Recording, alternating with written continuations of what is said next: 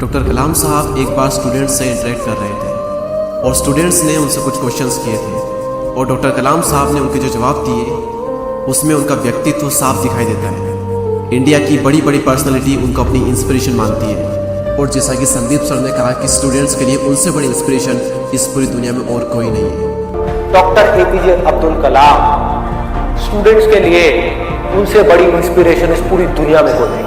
और इसीलिए थंबनेल में मैंने लिखा है कि काश हर स्टूडेंट्स इस स्पीच को एक बार सुन लें। तो आज फिर से शब्द सारे कलाम साहब के होंगे। मैं तो बस उन्हें आवाज़ देकर हिंदी भाषा का प्रयोग करके बहुत ही आसान भाषा में आप सबके सामने ला रहा हूँ, हिंदी में से डब कर रहा हूँ। तो आइए बिना किसी देरी के हम शुरुआत करते हैं। ठीक है, तो अब आप लोग मुझसे क्वेश्चन पूछिए। सिर्फ 5 क्वेश्चन हम लेंगे। कौन कौन पूछना चाहेगा? ठीक है, क्वेश्चन क्या है जल्दी बताइए। Good evening sir. Good evening. आप किस क्लास में पढ़ते हैं? सर मैं 10th क्लास में पढ़ती हूँ, मेरा नाम गायत्री मोहन है। सर मेरा क्वेश्चन ये है कि रामेश्वरम से तो राष्ट्रपति भवन तक ये एक बहुत ही बड़ी उपलब्धि है और इसके बारे में कोई सोच भी नहीं सकता। आप लेक्चर दे रहे हैं, अपना क्वेश्चन पूछिए। सर मैं आपसे सुनना चाहती हूँ कि आप कुछ टिप्स दें आने वाली जनरेशन के लिए लाइफ में सक्सेसफुल होने के लिए। लाइफ में सक्सेसफुल होने के लिए मैं आपको ऑलरेडी बता चुका हूँ, फिर से बता देता हूँ। ये 4 नियम अटल है सक्सेसफुल होने के लिए। 4 चीज़ें आपको करनी है। नंबर 1 रिपीट करना मेरे साथ, रिपीट करो। नंबर 1 महान लक्ष्य। महान लक्ष्य। मेरा एक महान लक्ष्य होगा। मेरा एक महान लक्ष्य होगा। मैं लगातार नॉलेज लेती रहूंगी। मैं लगातार नॉलेज लेती रहूंगी। मैं अपने लक्ष्य के लिए कठोर मेहनत करूंगी। मैं अपने लक्ष्य के लिए कठोर मेहनत करूंगी। नंबर 4 मैं दृढ़ रहूंगी। नंबर 4 मैं दृढ़ रहूंगी। बस यही मंत्र है। हाँ पूछो पूछो। सर मेरी इंग्लिश थोड़ी सी खराब है, मलयालम मीडियम से पढ़ता हूँ। मलयालम में बोलो, कोई बात नहीं। सर इंडिया की एक बड़ी ताकत और एक बड़ी कमजोरी क्या है? इंडिया की बड़ी ताकत और बड़ी कमजोरी क्या है? क्या बात है, फैंटास्टिक बॉय। किस क्लास में पढ़ते हो? सर 7th क्लास में। ओके, अब सवाल पर आते हैं। बड़ी ताकत क्या है इंडिया की? इंडिया की सबसे बड़ी ताकत हो तुम, जहां पर 60 करोड़ युवा रहते हैं। यह है हिंदुस्तान की सबसे बड़ी ताकत। अब मैं जो बोलूंगा मेरे साथ रिपीट करना। युवाओं का प्रज्वलित मन। युवाओं का प्रज्वलित मन। धरती के ऊपर, धरती के ऊपर, धरती के नीचे, धरती के नीचे और धरती पर, और धरती पर सबसे शक्तिशाली चीज है। सबसे शक्तिशाली चीज है। तो भारत का युवा और युवाओं का प्रज्वलित मन हिंदुस्तान की सबसे बड़ी ताकत है। और तुमने पूछा कि इंडिया की सबसे बड़ी कमजोरी क्या है। ठीक है, कमजोरी भारत बिना मिशन के एक कमजोरी है। एक देश मर जाता है अगर उसमें मिशन नहीं है तो, कोई उद्देश्य नहीं है तो। और सेम चीज लाइफ के साथ में भी है। बिना मिशन के जीवन मर जाता है, उसी तरीके से बिना मिशन के एक देश भी मर जाता है। तो हर राष्ट्र का और हर एक इंसान का अपना एक मिशन जरूर होना चाहिए। ठीक है, अगला क्वेश्चन। सर मेरा क्वेश्चन ये है कि एक साइंटिस्ट और एक भारत के राष्ट्रपति के रूप में आपकी सभी महान उपलब्धियों में से आप किस उपलब्धि को सबसे मूल्यवान मानते हैं? देखिए मैं पर्सनली बिलीव करता हूँ कि मैं एक टीचर हूँ और जब मेरे एक स्टूडेंट ने PhD की थी तो वो मेरे लिए एक बहुत ही शानदार अचीवमेंट था, मैं ये मानता हूँ। ठीक है, अगला क्वेश्चन पूछिए। अरे क्या बात है, आपका नाम क्या है? सर विष्णु दिनागर। कौन सी क्लास में पढ़ते हो? सर 5th क्लास में। आपका ड्रीम क्या है? सर मेरा सपना है कि मैं एक IAS ऑफिसर बनूँ। क्या बात है, आप बहुत ही स्मार्ट लड़के। मुझे बताइए आप एक IAS ऑफिसर क्यों बनना चाहते हैं? कोई बात नहीं, कोई बात नहीं, मेरे साथ रिपीट करो। एक IAS ऑफिसर के रूप में, एक IAS ऑफिसर के रूप में मैं करप्शन को रिमूव करूंगा।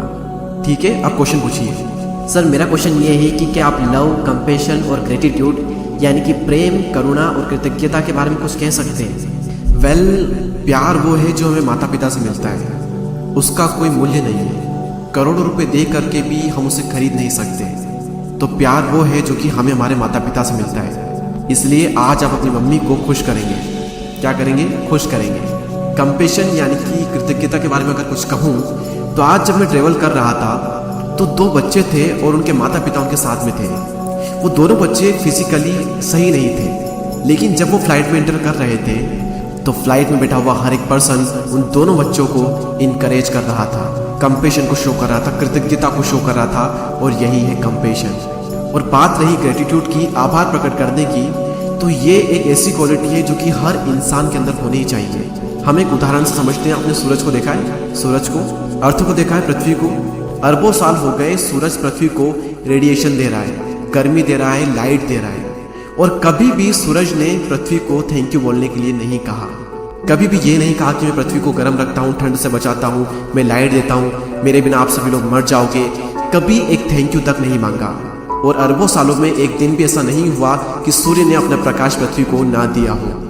तो पृथ्वी को और हमें इसके लिए आभार प्रकट करना चाहिए, ग्रेटिट्यूड शो करना चाहिए। 5 अरब सालों से सूर्य ने लगातार हमें प्रकाश दिया है, तो ये है ग्रेटिट्यूड। तुम बहुत ही छोटे हो लेकिन क्वेश्चन बहुत ही अच्छे करते हो। गुड इवनिंग सर, आप किस क्लास में पढ़ते हैं? सर मैं 10th क्लास में पढ़ती हूँ। नेक्स्ट ईयर आप कौन सा सब्जेक्ट लेने वाले हैं? सर मैं बायोमैथ्स लेने वाली हूँ। उद्देश्य क्या है ये लेने का? सर मेरे माइंड में अभी आइडिया है कि मुझे इंजीनियर बनना है, एंड साइड बाय साइड मैं डॉक्टर को भी देख रही हूँ, लेकिन ज़्यादा मेरे माइंड में अभी इंजीनियरिंग है। ओके, अब मैं आपके साथ में एक बहुत ही अच्छा एक्सपीरियंस शेयर करता हूँ। जब मैं दिल्ली से तिरुवनंतपुरम ट्रेवल कर रहा था और लगभग 4 घंटे 45 मिनट हम फ्लाइट के अंदर थे, और मेरे पास में बॉम्बे का एक बहुत ही अच्छा बिजनेसमैन बैठा था, और उन्होंने मुझसे पूछा कि डॉक्टर कलाम आप कहाँ पर जा रहे हैं? तो मैंने उनसे कहा कि मैं चिल्ड्रंस को एड्रेस करने जा रहा हूँ। तो उन्होंने मुझसे कहा कि आप बच्चों से एक चीज़ ज़रूर कहना कि हमेशा अपने आप से क्वेश्चन ज़रूर करें कि मेरा पैशन क्या है। कई सारे पेरेंट्स ये चाहते हैं कि मेरा बेटा इंजीनियर बने, डॉक्टर बने, मैनेजर बने, साइंटिस्ट बने, लेकिन इम्पोर्टेंट ये है कि बच्चे का क्या ड्रीम है, और उसके ड्रीम की हमेशा रेस्पेक्ट की जानी चाहिए। इसीलिए मैं जहाँ पर भी जाता हूँ, जिस भी बच्चे से मिलता हूँ, उससे मैं ये ज़रूर पूछता हूँ कि तुम्हारा ड्रीम क्या है, तुम्हारा पैशन क्या है, तुम क्या कर रहे हो और क्यों कर रहे हो। ठीक है, तो अब आप अपना क्वेश्चन पूछ सकते हैं। सर मेरा क्वेश्चन ये है कि आपने हमेशा इस बात पर जोर दिया है कि युवाओं का राष्ट्र के विकास में एक बहुत ही अहम योगदान होता है, तो क्या आप हमें ये बता सकते हैं कि कैसे हम राष्ट्र के विकास में अपना योगदान दे सकते हैं? देखिए, मेरे पास सभी विद्यार्थियों के लिए एक सलाह है, और वो ये है कि जब तक आप एक विद्यार्थी हो तो आपका केवल एक ही काम है और आपका एक ही उद्देश्य होना चाहिए, और वो ये कि अपनी शिक्षा में श्रेष्ठता प्राप्त करना। इसके अलावा बाकी चीज़ों के बारे में नहीं सोचना, क्योंकि जब तुम 12th पास कर लोगे या फिर किसी भी फील्ड में जाने के लिए, या फिर जो भी तुम्हें बनना है, डॉक्टर, इंजीनियर, मैनेजर, साइंटिस्ट, इसके लिए तुम्हारा परसेंटेज 90 से ऊपर होने चाहिए। इसलिए मैंने कहा कि अभी तुम्हें सिर्फ पढ़ाई में ध्यान देना चाहिए। और अगर तुम राष्ट्र के लिए कॉन्ट्रीब्यूट करना ही चाहते हो, तो अगर तुम्हें सैटरडे संडे को छुट्टी मिलती है और समय मिलता है, तो तुम ऐसे अस्पताल में चले जाना शाम के टाइम पर जहाँ पर बहुत ही भीड़ होती है। तो आप वहाँ पर जा करके देखोगे कि कुछ ऐसे मरीज हैं जिनसे मिलने के लिए उनके फैमिली, उनके रिश्तेदार आए हुए हैं, और कुछ ऐसे मरीज हैं जिनके पास कोई भी नहीं है। तो तुम उनके पास जाकर उन्हें फूलों का गुलदस्ता या फिर फल फ्रूट दे करके उन्हें खुश कर सकती हो, या फिर तुम 5 पौधे उगा सकती हो, या फिर अगर तुम अफोर्ड कर सको तो लोगों को शिक्षा दे सकती हो। और तुम्हें लोगों को उच्च शिक्षा देनी चाहिए। वैसे ये सभी काम बात के हैं, लेकिन अभी तुम्हारा जो फोकस है वो अपनी एजुकेशन पर होना चाहिए। अब डॉक्टर कलाम साहब की बात को यहाँ पर मैं रोक करके आपको कुछ एक्सप्लेन करना चाहता हूँ, थोड़ा क्लेरिफाई करना चाहता हूँ कि अभी आपका पूरा फोकस एजुकेशन पर होना चाहिए। इसका मतलब ये बिल्कुल भी नहीं है कि आप बाकी फील्ड से दूर रहें। कलाम साहब ने उस लड़की को ये इसलिए कहा क्योंकि उसका गोल एकदम क्लियर है कि या तो उसे इंजीनियर बनना है या फिर उसे डॉक्टर बनना है, तो उस फील्ड के लिए उसे पढ़ना ही पड़ेगा और थोड़ा ज़्यादा पढ़ना पड़ेगा। लेकिन ये बिल्कुल भी ज़रूरी नहीं है कि हर कोई इंजीनियर, डॉक्टर या फिर साइंटिस्ट बने। ठीक है, अगर आपका गोल, आपका लक्ष्य सिर्फ एजुकेशन के फील्ड में आगे बढ़ना नहीं है, तो साइड बाय साइड अगर आप अपना कुछ चलाना भी चाहते हो तो आप चला सकते हो। Okay, next question. सर मेरा क्वेश्चन ये है कि हमारे देश में ब्रेन ड्रेन एक बहुत ही बड़ी समस्या है। हमारे देश के बहुत सारे प्रतिभाशाली युवा विदेश में जाकर के सेटल हो रहे हैं, जो कि हमारे देश के लिए बहुत ही ज़्यादा नुकसानदायक है। तो क्या सर इसका कोई समाधान है? देखिए, हमें इस समस्या के लिए किसी समाधान की ज़रूरत नहीं है, क्योंकि ब्रेन ड्रेन कोई समस्या नहीं है। इसलिए आप फिक्र मत करो, क्योंकि भारत में अरबों लोग रहते हैं, जहाँ से हर साल अलग अलग क्षेत्रों से लगभग 30 लाख विद्यार्थी निकलते हैं। तो अगर उनमें से 5-10 हज़ार विद्यार्थी विदेश चले भी जाते हैं तो इतना कोई फर्क नहीं पड़ता, क्योंकि जैसे इंडिया से यंगस्टर विदेश जाएंगे, वैसे ही कई सारे लोग विदेश से भी इंडिया आएंगे, जिससे कि ज्ञान का आदान प्रदान होगा, और इसमें कुछ गलत बात भी नहीं है। तो मेरे अनुसार ब्रेन ड्रेन कोई अभी बड़ी समस्या नहीं है। लेकिन हाँ, अगर कोई समस्या है या फिर ये कहें कि किसी चीज़ की ज़रूरत है, तो वो ये है कि हमारे पास में महान वैज्ञानिक प्रयोगशालाएं ज़रूर होनी चाहिए, जिससे कि जैसे अभी हम विदेश जाकर के शोध करते हैं, वैसे ही विदेश से वैज्ञानिक आकर के भारत में शोध कर सकें। सर मेरा क्वेश्चन ये है कि हम हर रोज़ भ्रष्टाचार से संबंधित समाचार सुनते हैं, तो क्या आप कुछ उपाय बता सकते हैं जिससे कि हम भ्रष्टाचार को खत्म कर सकें या फिर उसे कम कर सकें? देखिए, अगर मैं आप सभी को करप्शन को ख़त्म करने का तरीका बताऊंगा, तो क्या आप सभी लोगों को करेंगे, मेरी बात मानेंगे? Yes sir. भारत में 1 अरब से भी ज़्यादा लोग रहते हैं, और यही 1 अरब लोग 200 मिलियन घरों में रहते हैं, यानी कि हर घर में लगभग 5 लोग रहते हैं, माता पिता, 1 लड़का और 2 लड़कियाँ, या फिर माता पिता, 2 लड़कियां और 1 लड़का।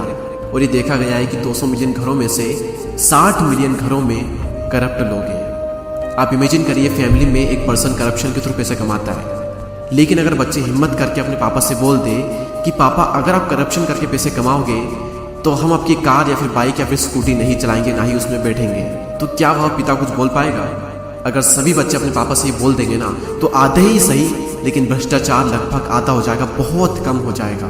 दोस्तों, मैं आशा करता हूँ कि आप सभी लोगों ने इस वीडियो से काफ़ी कुछ सीखा होगा। आपका एक कमेंट और एक सब्सक्राइब हमें बहुत ही ज़्यादा मोटिवेट करता है नेक्स्ट वीडियो को इससे भी ज़्यादा बेहतर बनाने के लिए। तो अगर आपको वीडियो पसंद आते हैं तो सब्सक्राइब करके बेल आइकन को प्रेस कर दें। मैं आपसे मिलूंगा।